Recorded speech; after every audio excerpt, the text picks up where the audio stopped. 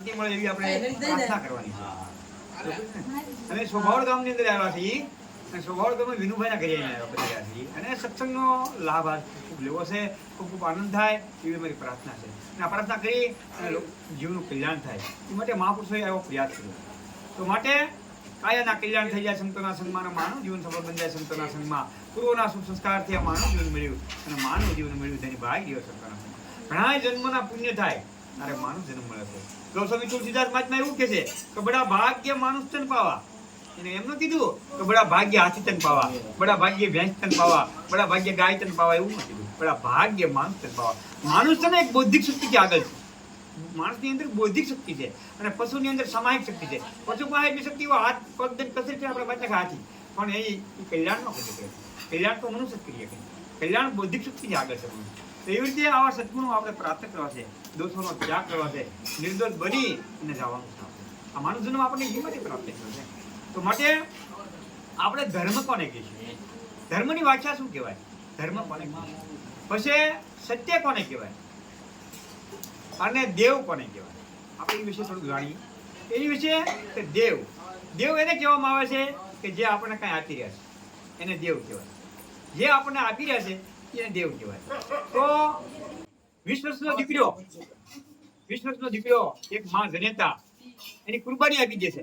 20 વર્ષનો દીકરો દીકરીના હાથમાં આપી દે છે કે બેટા આથી આ તારા પતિ પત્નીનો સંબંધ આપણે લગ્ન થાય ને તો એ આપણે દીકરાને એનું બલિદાન આપે છે, માં આપે છે.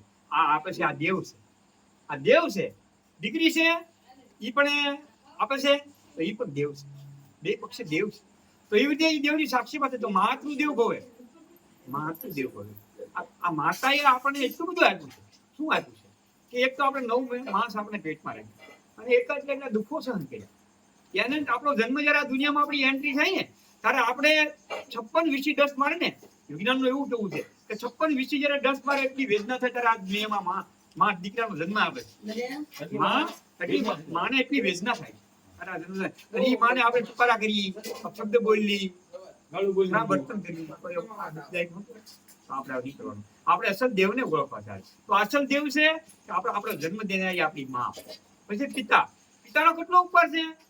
કમાઈ મહેનત કરી મજૂરી કરી દાડી કરી નોકરી કરી ગમે પ્રયાસ કરી પાણી વાળી દાડી કરી આવી મજૂરી કરી મહેનત કરી અને દીકરાનું ભરણ કરે, ભણાવે ગણાવે, સારા સંસ્કાર આપે. એ કોણ આપે? બધું માતા પિતા આપે. અનાજ, જમવાનું, ભોજન આ બધું માતા પિતા આપે છે. પિતા આપે છે. આ પિતાનો કેટલો બધો ઉપકાર છે. અને તમામ સંપત્તિના માલિક દીકરાને પિતા કહી દે. પિતા કહી દે. તો દેવ એને કહેવામાં આવે છે જે કાંઈ આપણે આપે છે, આપણને આપે છે એને દેવ કહેવામાં. આપણે દેવની પરિભાષા સમજ્યા અને દેવ કહેવામાં આવે. આપણા માતા પિતા છે એ જ દેવ છે. એનાથી મોટો જગતમાં કોઈ દેવ છે નહીં. તો એ દેવ એને છે એ દેવ આપણે પ્રાપ્ત કરે. આપણે એની આજ્ઞામાં રહી, આપણે કોઈ પણ જાતનું વ્યસન ન રાખી, કોઈ પણ જાતની ખરાબ આદત ન રાખી અને માતા પિતાને કાયમ માટે નમવું. બાળકો નાના છે ને બેટા એવું નિયમ લેવાનો. કપડા કોણ લઈ દે? પિતા લઈ દે. માં જમવાનું ભોજન કોણ બનાવે? મમ્મી બનાવે. આપણે હાવ લાસાડ હોય છે. જયારે આપણો જન્મ છે ને ત્યારે હાલતા ન આવડતું હોય, બોલતા ન આવડતું હોય, ખાતા ન આવડતું હોય, પિતા ન આવડતું હોય, આમ હાલતા ન આવડતું, બધું માં પાપા પગલે આપણે શીખવાડે. તો માનો કેટલો ઉપકાર થશે.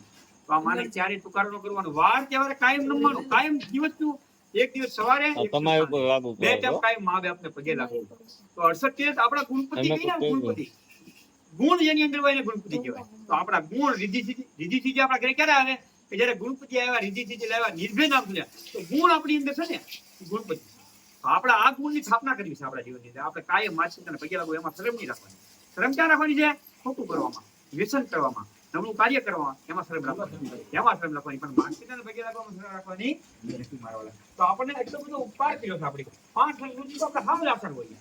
ખાતા ન આવડતું હોય, બોલતા ન આવડતું હોય, હાલતા ન આવડતું હોય, તમામ સેવામાં આ કરે છે. પછી હવે આપણે એનો બુઢાપો વાળો આવે ત્યારે લાકડીનો સહારો આવે પણ આપણે એની મદદ નહીં કરવાની. આપણે એની જરૂરત ચીપી પડવાની. આપણે એની જરૂર પડે. એની ફરજ આપણે બજાવી, આપણી ફરજ એને બજાવી અને આપણે એની ફરજ બજાવી. આપણી ફરજ જયારે આપણે લાસાર હતા ત્યારે એને આપણી મદદ કરી અને હવે એ લાસાર છે ત્યારે હાલી નથી શકતા, ખાઈ નથી શકતા, ધંધો નથી કરી શકતા, કઈ જઈ શકતા નથી. તો આપણે કઈ માં મુદા થઈ ગઈ, માં તમારે જે જરૂર જે ખાવું હોય હું તારી હારું આવી છું. અને મારું દેવ બહુ કહેવાય, અસલ દેવ કહેવાય અને તમામ વસ્તુ એને આપી છે. આ જન્મ પણ એને આપી. તો સાસુ બહુ માટે બીજાની દીકરી છે, આપણી દીકરી માની બહારથી લાવી એને વહુ તરીકે નહીં લાવવાની, મારી દીકરી છે. તો આપણે રક્ષાબંધન ગઈ ત્યારે આપણી દીકરી હોય ને આપણા ઘરે આવે, આપણા ઘરે દીકરી આવે અને આપણે દીકરી વહુ હોય ત્યાં જાય તો પીરમાં જાય. તો આપણે માં હોય શું છે ખબર, બેટા તું બેસ, હું બધું કામ કરી નાખું. બેટા હું તારી ભોજન બનાવ્યું, તું થાકી છે, તારે તું કામ છે, અહીં બધી તારી સેવા કરી. આવું જ કહેતા માં. તો એવી રીતે માં બધું કહેતા હોય. તો દીકરી શું છે, બા તમે વરદોસ્તા છે, તમારી ઉંમર છે, હવે હું બધું કરી નાખું, લાવો બધું કરી નાખું. આવો બધો પ્રેમ ભાવનો હોય. તો આ મા દીકરીનો એટલો પ્રેમ હોય, એટલો પ્રેમ. અહીંયા તો 20 વર્ષ સુધી માના ઘરે રહેવાનું હોય, ઓલા પણ આખી જિંદગી રહેવાનું હોય. આવો સાસુહારે પ્રેમ કરે તો ઝઘડા થાય પછી કે માં તમે બેસો, હું કરી નાખું. બા મારા દીકરાની દોરી હલાવો, હું તમને સેવા કરું, હું તમને ભોજન દઉં. તો આને કાયમ માટે એવું થયું, મા સુનીતા, સત્ય આપણે ભગવાન માં સીતાના જયારે વિદાય થતી હતી ને ત્યારે માં સુનીલા એવા સંસ્કાર હતા દીકરીને કે તારા પતિને તું પરમેશ્વર માનતી. માં સીતાને એવા સંસ્કાર હતા. તો સંસ્કાર આ દીકરીને આપણે જયારે વિદાય થાય ને ત્યારે આવા સંસ્કારની જરૂર છે. બધાને ગમે તે સંપત્તિ આપી દો ને, કરિયાવર આપી દો ને, એનાથી કાંઈ સદબુદ્ધિ નહીં મળે, પણ એને સારા આવા સંસ્કાર છે ને તો જીવનમાં એને કામ આવી છે. દીકરી દુખી નહીં જાય. તારા સાસુ સસરાને જમાડીને દમજે અને તારા પતિને પરમેશ્વર માનજે. બેટા સુખ દુઃખમાં તું ભાગ લઈ. આવા સંસ્કારો હતા. તો એવી રીતે જે સંસ્કારો આપણે આ લગ્ન જીવનની કથા એવી છે.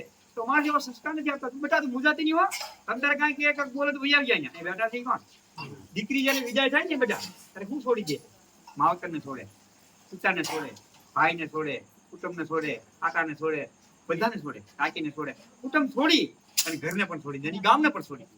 દીકરી એક વસ્તુને છોડી દે. શું છે બધો બેનોને ખબર હોય કેવો હાલો વિષય કરો, ખબર છે તમને શું વસ્તુને છોડી દે? બધું છોડી દે.